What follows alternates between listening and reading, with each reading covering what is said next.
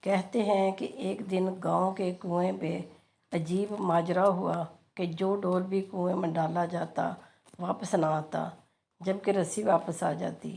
سارے لوگ خوف زدہ ہو گئے کہ اندر ضرور کوئی جن جنات ہے جو یہ حرکت کرتا ہے۔ آخر اعلان کیا گیا کہ جو بندہ اس راز کا پتہ لگائے گا اس کو انعام دیا جائے گا۔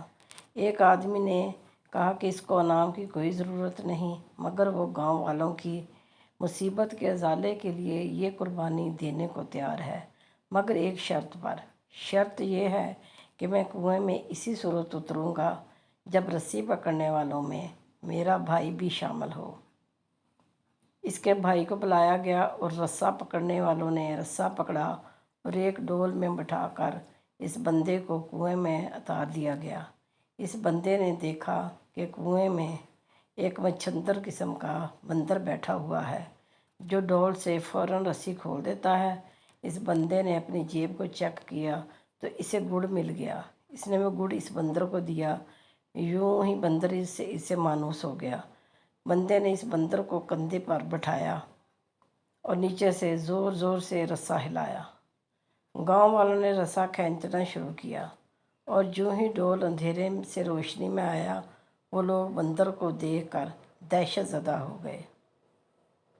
یہ کوئی عفریت ہے جس نے اس بندے کو کھا لیا ہے اور اب اوپر بھی چڑھ آیا ہے۔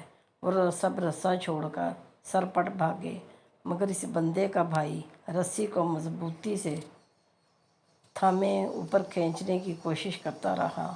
آخر وہ کنارے تک پہنچ گیا۔